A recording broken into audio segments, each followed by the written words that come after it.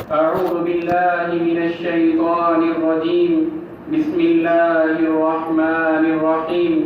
يا أيها الذين آمنوا اتقوا الله حق تقاته ولا تموتن إلا وأنتم مسلمون.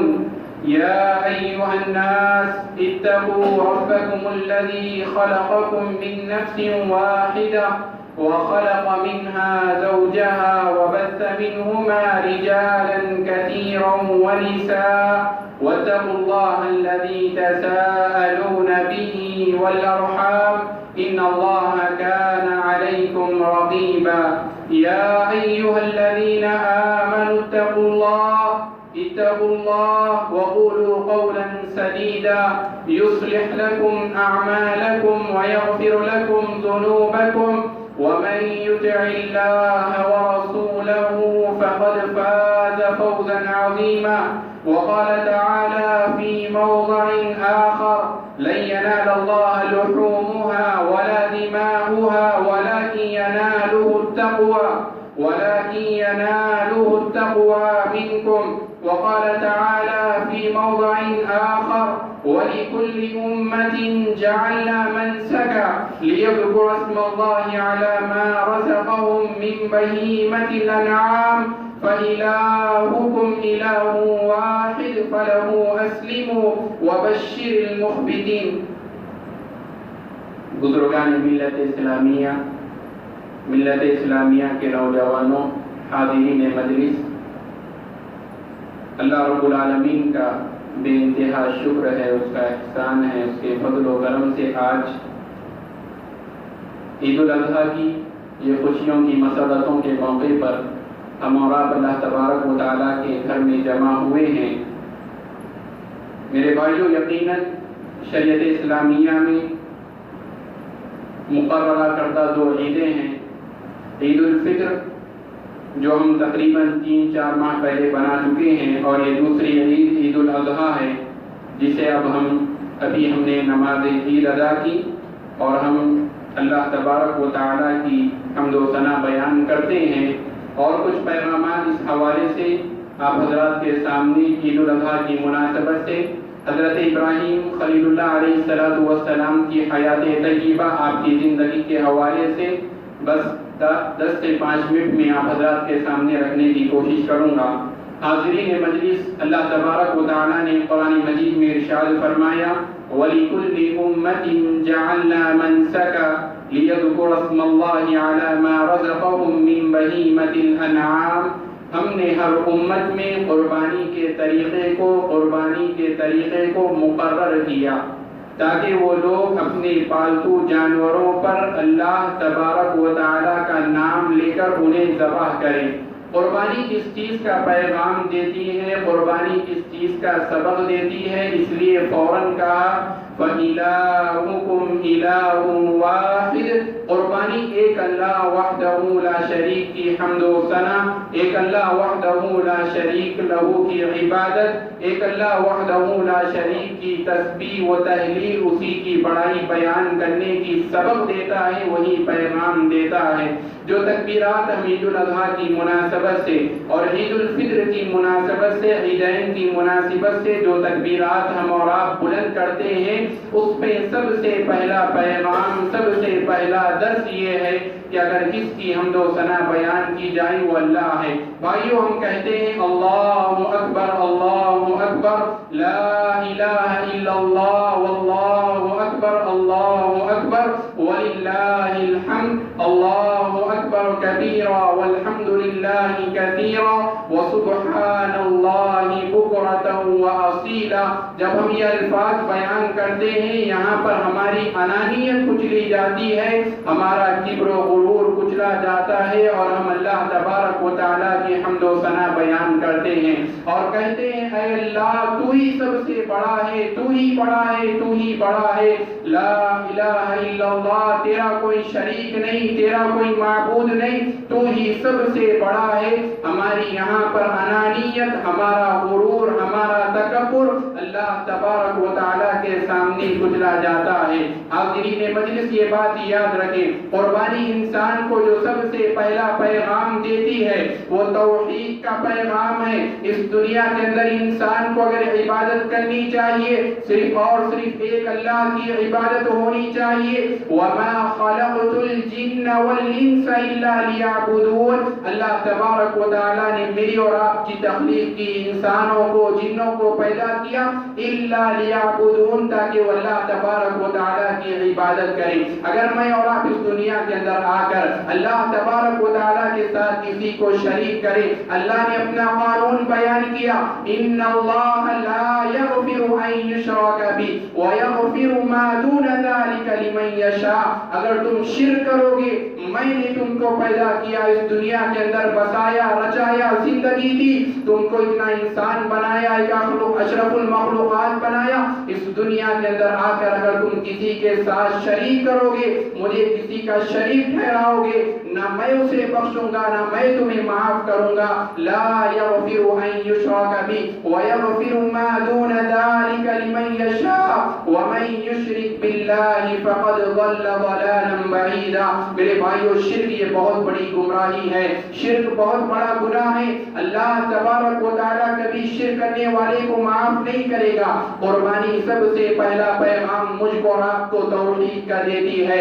لِيَذْكُرَ اسْمَ اللَّهِ عَلَى مَا رَزَقَهُم مِّن بَهِيمَةِ الْأَنْعَامِ فَإِلَٰهُكُمْ إِلَٰهٌ وَاحِدٌ فَلَهُ أَسْلِمُوا۔ اب میری اور آپ کی ذمہ داری ہوتی ہے کلمہ لا الہ الا اللہ محمد رسول اللہ پڑھنے کے بعد یہ ذمہ داری عائد ہوتی ہے کہ میں اور آپ اللہ تبارک و تعالیٰ کی بندگی کریں، میں اور آپ اللہ تبارک و تعالیٰ کی عبادت کریں۔ فَلَهُ أَسْلِمُوا، میں اور آپ اپنے آپ کو اللہ تبارک و تعالیٰ کے لیے قربان کر دیں۔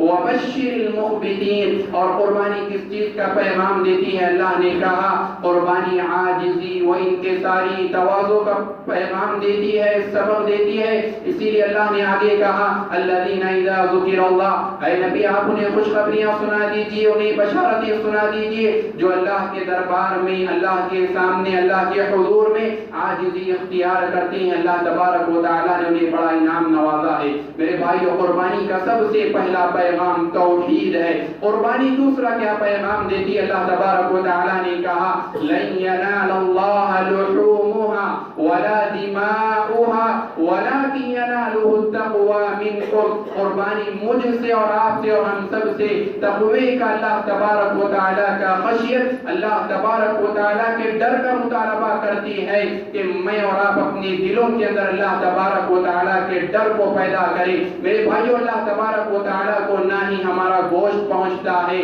نہ ہی ہمارا خون پہنچتا ہے، بس اللہ تبارک و تعالیٰ دل کو دیکھتا ہے کہ انسان کس نیت کے ساتھ قربانی کر رہا ہے۔ اللہ تبارک و تعالیٰ کی بارگاہ میں قربانی کر رہا ہے، جانور کو پیش کر رہا ہے۔ بہت سارے لوگ ایسے ہیں عید الاضحیٰ کی مناسبت سے قربانی کرتے ہیں، قربانی کرنے کے ساتھ ساتھ دکھلاوے میں آ کر اپنے آپ کو سبقت کرنے کو لے جا کر اپنے آپ کا نام بڑا ہونے کے لیے، میرے بھائیوں، ان کا دل صاف نہیں ہوتا ہے، ان کے دل میں اخلاص و للہیت نہیں ہوتی ہے جو اللہ تبارک و تعالیٰ کو مراد ہے۔ ایک دوسرے سے سبقت لے جانے کے لیے مہنگے سے مہنگا جانور خریدتے ہیں تاکہ میں اس سے سبقت لے جاؤں، وہ مجھ سے آگے نہ بڑھے۔ اللہ نے کہا لن ینال اللہ لحومها، نہ مجھے تمہارا گوشت پہنچتا ہے نہ خون پہنچتا ہے، ولکن ینالہ التقوی منکم، تمہارا جو دل ہے، تمہارے جو دل کے اندر ڈر ہے، تقوی ہے، وہ مجھ کو اور آپ کو، مجھ کو پہنچتا ہے۔ ولکن ینالہ التقوی منکم، بات ہوتی ہے اگر کوئی چیز ہے تو صرف اور صرف تقوی کی بنیاد پر ہے۔ اگر ہم کرنے میں جتنے للہیت ہوں گے، جتنے خلوص کے ساتھ میرے بھائیوں ہمارا جانور کی ہو، نبی علیہ السلام کی تعلیمات کے بتائے ہوئے تعلیمات اس کے اندر آ جائیں اور وہ کتنا ہی سستا کیوں نہ ہو، لیکن ہمارے دلوں کے اندر تقوی ہوگا، خشیت ہوگی، للہیت اگر اخلاص کے ساتھ ہم کریں گے، میرے بھائیوں اس شخص سے کہیں زیادہ بہتر ہے جو لاکھوں کا جانور لائے، لاکھوں کا بیل، لاکھوں کا جانور لائے اور اسے اللہ تبارک و تعالیٰ کے سامنے اس لیے ذبح کر سکے تاکہ لوگ مجھے بڑا کہیں، فلاں محلے میں، فلاں کالونی میں، فلاں شہر میں، فلاں گلی میں، فلاں فلاں صاحب نے اتنا بڑا جانور قربان کیا، اگر اس کی یہ نیت ہے، اگر اس کی للہیت نہیں ہے، میرے بھائیو ایسے شخص کا قربانی کرنا اس کے لیے وبال جان ہوگا۔ وَلَٰكِن يَنَالُهُ التَّقْوَىٰ مِنكُمْ، اللہ کو جو مقصود ہے وہ میرے اور آپ کے دلوں کا تقویٰ ہے۔ میرے بھائیو قربانی جس چیز کا پیغام دیتی ہے، سب سے پہلے ایک اللہ وحدہ لا شریک کی عبادت کی جائے۔ قربانی پیغام دیتی ہے اپنے دلوں کے اندر تقویٰ پیدا کرنے کو۔ قربانی اس بات کا سبب دیتی ہے کہ جو بھی عمل کیا جائے خالصتاً للہیت کے ساتھ چھپا کر اللہ تبارک و تعالیٰ کے لیے کیا جائے۔ میرے بھائیو آج آپ دیکھتے ہیں معاشرے کے اندر بڑے ہی افسوس کے ساتھ بہت سارے لوگ ایسے ہیں قربانی کرتے ہیں سال میں ایک مرتبہ، اس میں بھی ان کے اندر دکھاوے کی خوشبو آتی ہے، دکھاوے کی بو آتی ہے، بہت بری بات ہے۔ آپ علیہ السلام نے منع کیا، اللہ کے نبی علیہ السلام نے کہا من عمل عملا لیس فیہ معی ترکتہ وشرکا، اگر کسی کی یہ نیت ہے کہ میرے ساتھ اس نے اس کو شریک کیا اس عمل میں، اللہ تبارک و تعالیٰ اس کے اس عمل کو بھی چھوڑ دیتا ہے اور اس کو بھی چھوڑ دیتا ہے۔ میرے بھائیو ضرورت اس بات کی ہے کہ اللہ تبارک و تعالیٰ نے جن لوگوں کو استطاعت دی وہ لوگ للہیت کے ساتھ خالصتاً اللہ تبارک و تعالیٰ کے لیے اپنے جانوروں کو ذبح کریں۔ میرے بھائیو حضرت ابراہیم خلیل اللہ علیہ السلام کی حیات طیبہ، حضرت ابراہیم خلیل اللہ علیہ السلام کی زندگی قربانی سے حضرت ابراہیم علیہ السلام کی زندگی کا بڑا تعلق ہے۔ حضرت ابراہیم علیہ السلام کی زندگی آپ دیکھیں، ساری کی ساری زندگی آزمائشوں میں مبتلا ہے۔ اللہ تبارک و تعالیٰ نے آپ کو اس قدر آزمایا، اس قدر اللہ تبارک و تعالیٰ نے آپ کا امتحان لیا، لیکن آپ دیکھیں حضرت ابراہیم خلیل اللہ علیہ السلام اللہ تبارک و تعالیٰ کی آزمائشوں کو آنے کے بعد، ان کو پورا کرنے کے بعد اللہ نے وَاتَّخَذَ اللَّهُ إِبْرَاهِيمَ خَلِيلًا، ابراہیم علیہ السلام کو اللہ تبارک و تعالیٰ نے اپنا خلیل بنایا۔ میرے بھائیو بے شمار مسائل، بے شمار آزمائشیں حالات کی مناسبت سے، بس ایک آزمائش حالات کی مناسبت سے میں آپ حضرات کے سامنے ذکر کروں۔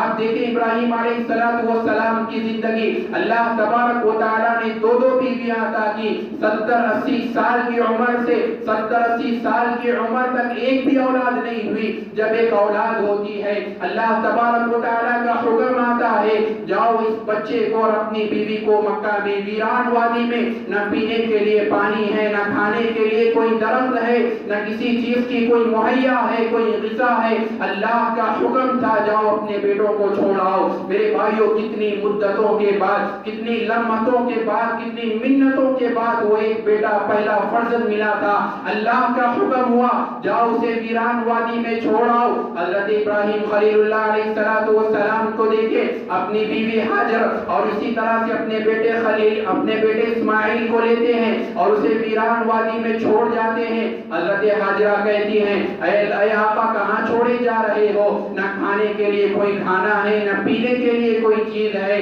کہاں چھوڑے جا رہے ہو؟ حضرت ابراہیم خلیل اللہ علیہ السلام چلے جا رہے ہیں۔ پھر پوچھتی ہے کہاں چھوڑے جا رہے ہو، اللہ نے آپ کو کیا حکم دیا ہے؟ حضرت ابراہیم خلیل اللہ علیہ السلام نے کہا تھا اللہ کا حکم ہے۔ دیکھیں میرے بھائیوں بیوی بھی کیسی بیوی ہے، اس نے کہا تھا اگر یہ اللہ کا حکم ہے تو اللہ تبارک و تعالی ہمیں کبھی ضائع نہیں کرے گا۔ اس کے بعد آپ دیکھیں حضرت اسماعیل علیہ السلام لڑکپن کی جوانی کی عمر کو پہنچتے ہیں، اپنے قدم زمین پر جماتے ہیں، رب العالمین کی جانب سے حضرت ابراہیم خلیل اللہ علیہ السلام خواب دیکھتے ہیں کہ وہ اپنے خواب میں دیکھتے ہیں انی ارا فی المنام انی اصبحک فانظر ماذا ترى، وہ اپنے بیٹے کو ذبح کر رہے ہیں، بیٹے سے پوچھتے ہیں ماذا ترى، بیٹے تیری کیا رائے ہے؟ قال یا ابت افعل ما تؤمر، بیٹا بھی کتنا فرمان کتنا اطاعت گزار کہتا ہے یا ابت افعل ما تؤمر، اے ابا جان تمہیں جو حکم ملا ہے وہ کر گزرے۔ بیٹا بھی جانتا ہے نبی کا وہی ہے، میرے باپ نبی ہیں، نبی کا وہی نبی کا خواب وہی ہوتا ہے۔ باپ نے دیکھا بیٹا کہتا ہے یا ابت افعل ما تؤمر، اے ابا جان تمہیں جو حکم دیا گیا ہے آپ اسے کر کر گزرے ستجدنی انشاء اللہ من الصابرین، آپ مجھے صبر کرنے والوں میں سے پائیں گے۔ حضرت ابراہیم علیہ السلام کی زندگی، حضرت ابراہیم علیہ السلام کی حیات طیبہ پوری کی پوری آزمائشوں سے بھری پڑی ہے۔ ایک امتحان ہوتا ہے، کامیاب ہوتی اللہ تبارک و تعالیٰ دوسرے امتحان میں، دوسری آزمائش میں مبتلا کرتا ہے۔ بھائیو، حالات مجھ کو اور آپ کو، یہ سیرتیں، یہ بیان کرنے کا مقصد یہ ہے، ان سے میں اور آپ بھروسہ کریں، اللہ پر توکل کریں۔ یہ جو حالات بن رہے ہیں لاک ڈاؤن کی بنا پر، ان بیماریوں کی، ان وباؤں کی بنا پر، یہ زیادہ دیر تک رہنے والے نہیں ہیں میرے بھائیو۔ آج پریشانی ہے، کل امن و سکون کے دن آنے والے ہیں۔ فَإِنَّ مَعَ الْعُسْرِ يُسْرًا، إِنَّ مَعَ الْعُسْرِ يُسْرًا، پریشانیاں ہیں، مصیبتیں ہیں، کل امن و سکون کے دن آنے والے ہیں، آسانی کے دن آنے والے ہیں۔ بھائیو، حیات طیبہ، سیرت طیبہ مجھ کو اور آپ کو یہ پیغام دیتی ہے کہ اس دنیا کے اندر اللہ نے جن آزمائشوں میں آپ کو مبتلا کیا، آپ اس کے اندر اللہ تبارک و تعالیٰ کا شکر بجا لائے۔ حضرت ابراہیم خلیل اللہ علیہ السلام کی صفات کا تذکرہ کرتے ہوئے اللہ نے کہا شاکر لانعمی، وہ اللہ کی نعمتوں پر شکر گزار تھے۔ آخر اللہ نے انہیں کون سی ایسی نعمت دی تھی؟ ساری کی ساری زندگی مصائب میں، پریشانیوں میں مبتلا ہے۔ اللہ نے کہا شاکر لانعمی، وہ شکر گزار بندے تھے۔ میرے بھائیو، آج ہماری زندگی میں اگر مصائب آتی ہیں، پریشانیاں آتی ہیں، ہم اور آپ شکایتیں کرنے لگتے ہیں۔ رب العالمین نے جو نعمتیں دی اس کا ہم کوئی حق نہیں رکھتے، ان کو ہم بھلا دیتے ہیں اور سیدھا اللہ تبارک و تعالیٰ سے ہم کلامی کرنے لگتے ہیں۔ اللہ تبارک و تعالیٰ کے بارے میں اللہ نے مجھے ہی مصیبت کیوں دی؟ میرے بھائیو، اللہ تبارک و تعالیٰ کے تعلق سے بدزبانی کرنے لگتے ہیں۔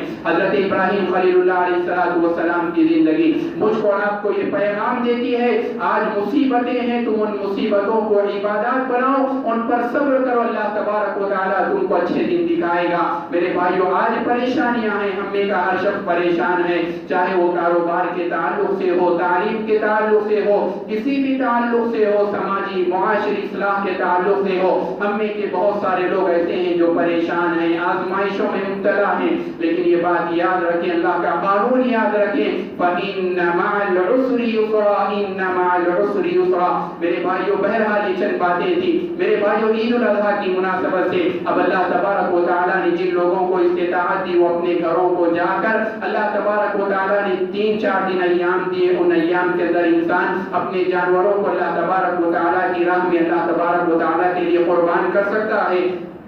میرے بھائیو، بہت سارے لوگ ایسے ہیں، میرے بھائیو یہ بات یاد رکھیں، اللہ تبارک و تعالیٰ نے جن لوگوں کو بھی استطاعت دیا ان لوگوں کو چاہیے کہ وہ قربانی کریں۔ استطاعت رکھنے کے باوجود یہ اچھی بات نہیں ہے، غلط بات ہے کہ انسان قربانی نہ کرے، سال میں ایک مرتبہ اللہ تبارک و تعالیٰ کے لیے جانور کو ذبح نہ کرے۔ اب جن لوگوں نے جانور خریدا ہے، قربانی کرنے کا ارادہ ہے، بس ان کے لیے چند پیغامات کتاب و سنت کے حوالے سے۔ بھائیو، سب سے پہلی بات یہ یاد رکھیں، جب بھی جانور ذبح کریں اللہ تبارک و تعالیٰ کا نام لے کر بسم اللہ پڑھ کر ذبح کریں۔ میرے بھائیو، اگر کوئی شخص جان بوجھ کر بسم اللہ نہیں پڑھتا ہے، ایسے شخص کا جانور حلال نہیں ہے، ایسے شخص کا ذبیحہ حلال نہیں ہے۔ وَلَا تَأْكُلُوا مِمَّا لَمْ يُذْكَرِ اسْمُ اللَّهِ عَلَيْهِ وَإِنَّهُ لَفِسْقٌ، ایسا شخص فاسق و فاجر ہے۔ ضرورت اس بات کی ہے، واجب ہے کہ آپ اپنے ذبیحے کو کاٹتے وقت، اسے ذبح کرتے وقت بسم اللہ، اللہ کا نام لے کر اسے ذبح کریں، یہ واجب ہے۔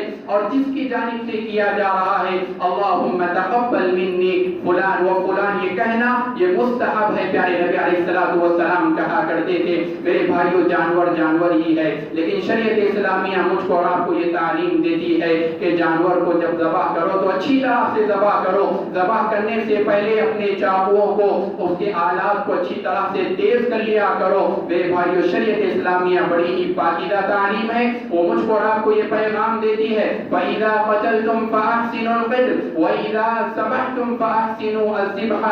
جانور ہے، جانور کے بھی جذبات ہوتے ہیں، اس کے بھی احساسات ہوتے ہیں، اس کے جذبے کا لحاظ رکھیں، اپنی چاقو کو اچھی طرح سے تیز کر لیں، اور یہ بات بھی یاد رکھیں کہ جانور کے سامنے اپنی چاقو کو تیز نہ کرے، اوزار کو تیز نہ کرے، اس لیے کہ جانور بھی چیز کو محسوس کرتا ہے۔ اور اہل علم نے کہا کہ ایک جانور کے سامنے دوسرے جانور کو بھی ذبح نہ کیا جائے۔ میرے بھائی، بھائیوں ہم جانور کو ذبح کرتے ہیں، اس کے بعد گوشت نکلتا ہے. بہت سارے لوگوں کے درمیان یہ غلط فہمی ہے کہ گوشت کو 3 حصوں میں کیا جائے. اگر 30 کلو نکلے 10 کلو 10 کلو 10 کلو اسے الگ الگ کیا جائے، ایک اپنے لیے رکھ لیا جائے اور دوسرا اپنے رشتہ داروں اعزاء و اقارب مہمانوں کے لیے اور ایک فقراء میں تقسیم کر دیا جائے. ایسی کوئی بات نہیں ہے.